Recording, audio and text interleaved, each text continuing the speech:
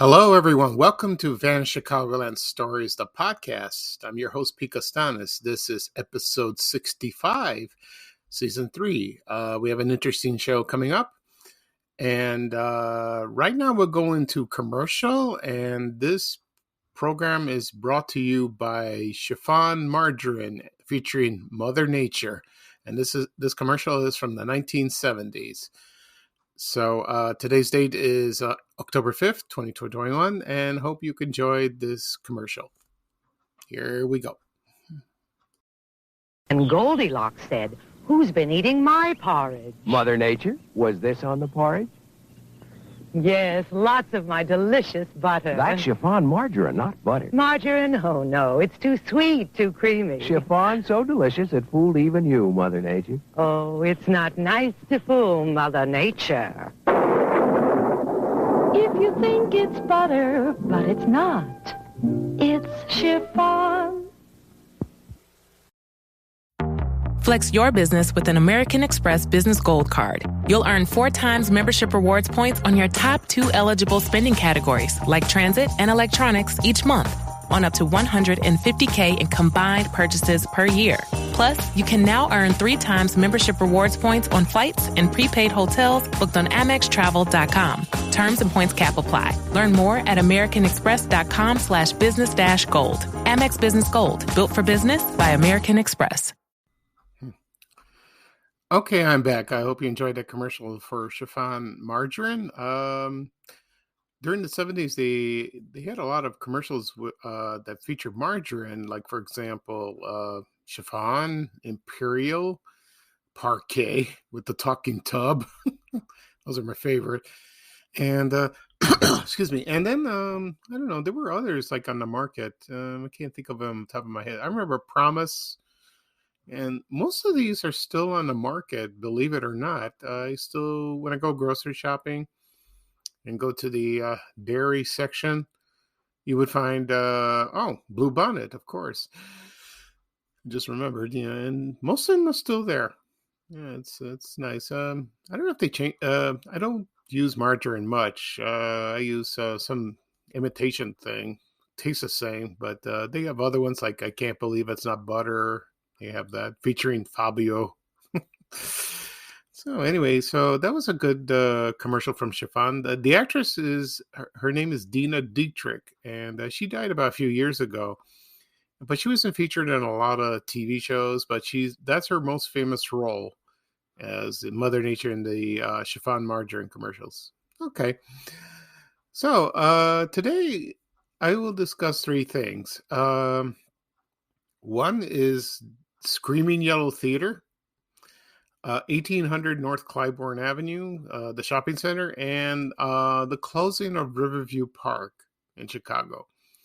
Let's start with we'll start with Riverview Park. We'll do that. No, we won't. I'm sorry. We'll do Screaming Yellow Theater. That'd be very interesting. I wrote a story about the 50th anniversary of the show. It aired on WFLD TV, Channel 32 in Chicago at 10:30. And the story was published on my blog, Van Chicagoland blog, on August 16, 2020. If you can go to my blog, do a search of Screaming Yellow Theater on the bottom, you will find it and read it. And it was hosted by Jerry G. Bishop. And he was an employee of the station at Channel 32 for many years. And the show debuted on the same day as Creature Features on WGN TV Channel 9 on September 19th, 1970. And the first movie that's shown, I think it was called Hold That Ghost, I believe. I have to make sure. I think it is that. And it featured the Bowery Boys and Bela Lugosi. Not in his Dracula role, but he played a gangster, and that was kind of odd because it wasn't really a very scary movie. It had scary elements, but it had comedy in there. Just like on Creature Features, he featured Abbott and Costello Meet Frankenstein, Dr. Jekyll and Mr. Hyde, The Mummy, and so forth. And first when the show Screaming Yellow Theater first aired, there was no host. You just began to show movies. Then the following year, they hired Jerry G. Bishop, and he hosted the show as Svengoolie, and he dressed up like a hippie, told corny jokes, and talked like Bela Lugosi. And I didn't watch the show much.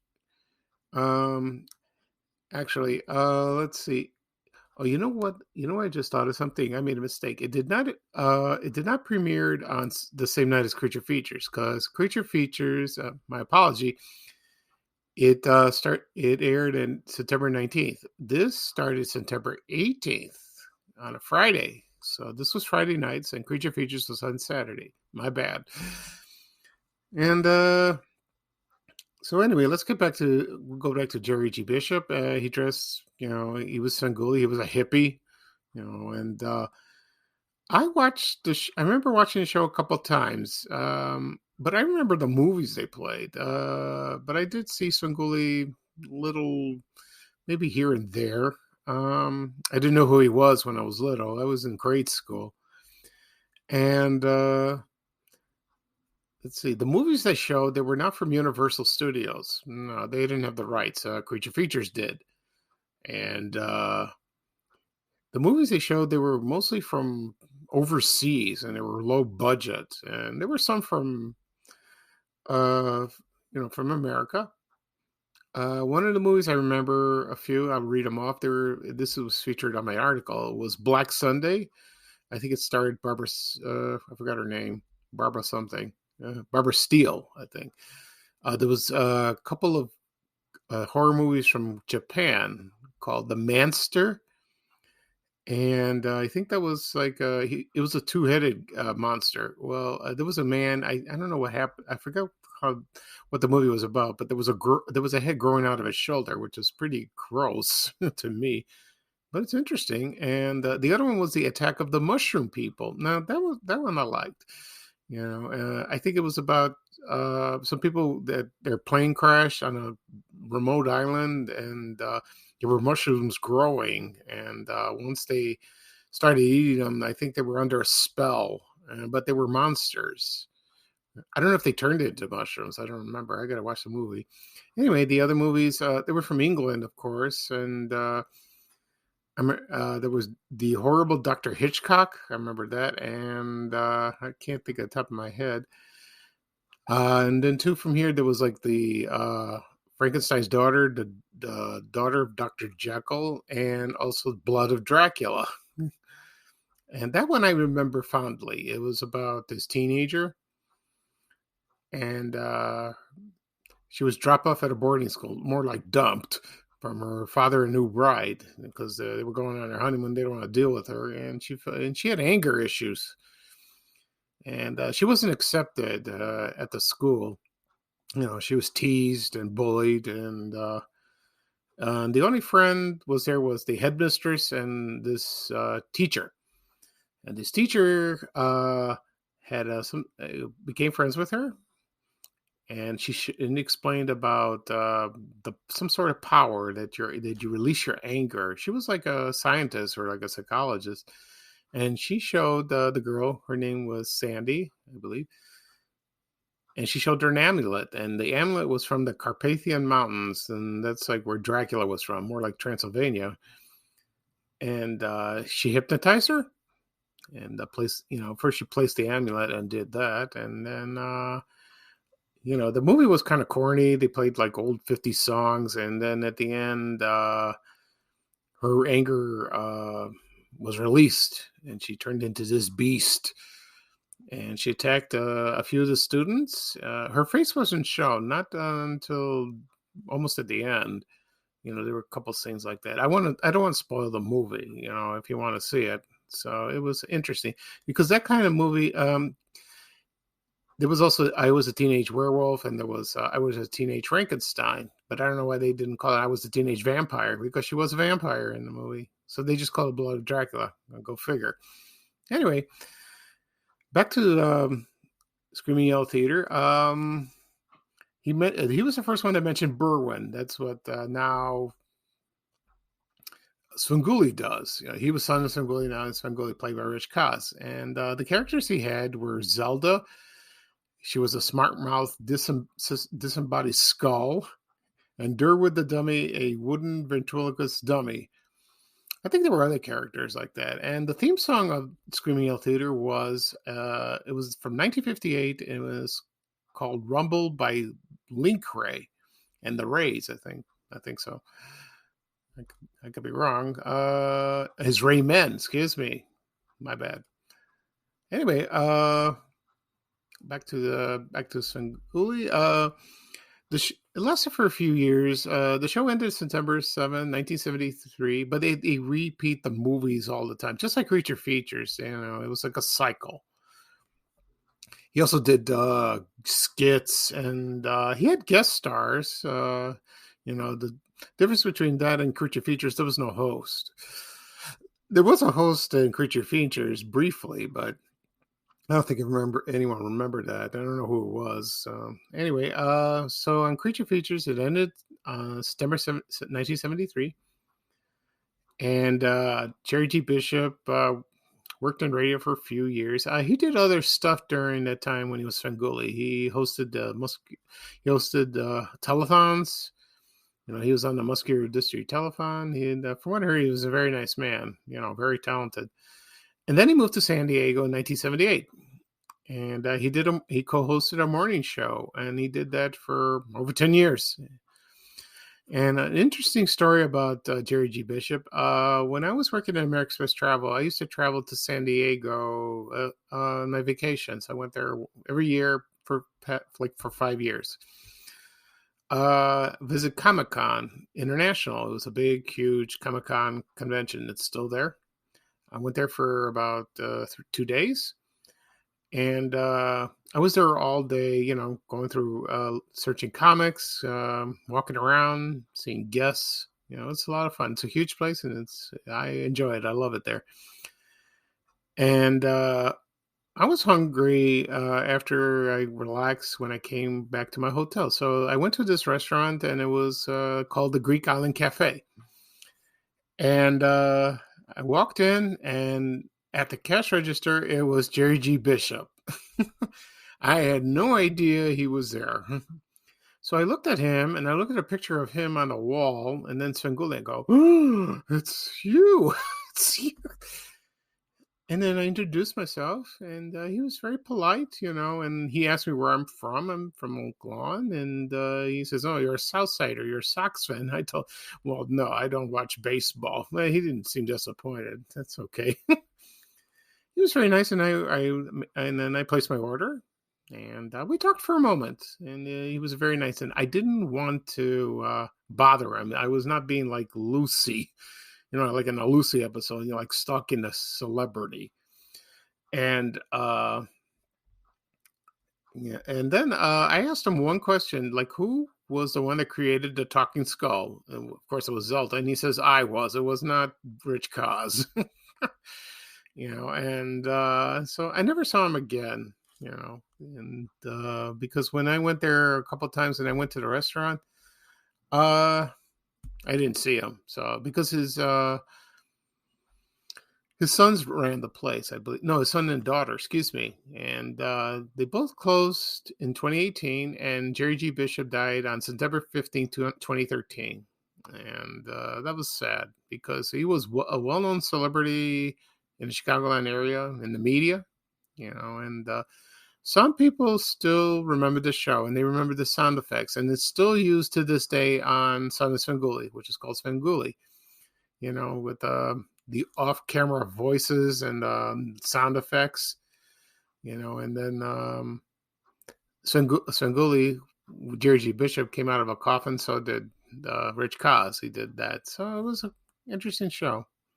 Very nice. And he was, like I said before, he was a nice man. So I wrote a story about him and the show on my blog. And I also created a video. It's on my YouTube channel. If you check it out, yeah, it's there. Okay. Now we'll talk about something else. I'm going to talk about 1800 North Clybourn, and that's a shopping center, and it's in the Clybourn corridor area of the north on the north side of Chicago, right near Lincoln Park. And it's an interesting story about this. Before this place was a mall. It was a factory making springs, I think maybe mattress springs, and then it was turtle wax. Yeah, it was turtle wax. And I remember, I think it's the same place where I've seen photos where there's a huge statue of the turtle standing there. It must be that one, unless it was located elsewhere. And it was a 3-level place, and the turtle wax company closed probably in the 70s, I could imagine. And so the area was, I would say, getting yuppified at the time, like in the late 80s. And I had a friend who lived around that area. He lived there all his life. And he said the neighborhood changed drastically because I worked with him in City Hall in the mid 80s. And I stayed there one day. And yeah, the neighborhood changed. The property values went up, and he stayed there as long as, well, he got married, and he stayed as long as he could, and he just left and he sold it. Probably got good money for that, because I saw his house recently, and it's changed drastically, and so has the neighborhood. Anyway, so the mall opened around probably 1988, 88, 89, and then they opened the Goose Island Brewery, and there are other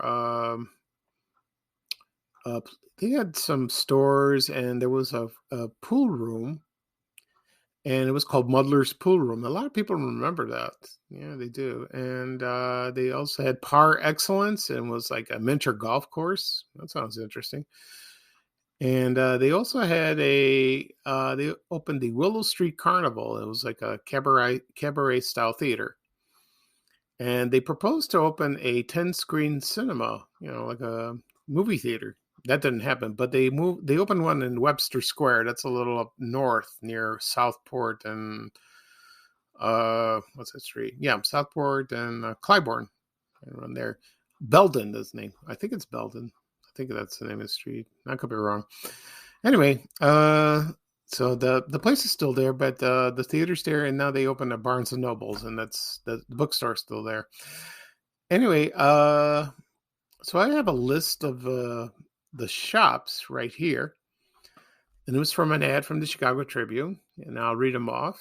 And so they had, for example, they had Ancient Echoes, Jewelry and Art. They had a Barbara's Bookstore, which is still around.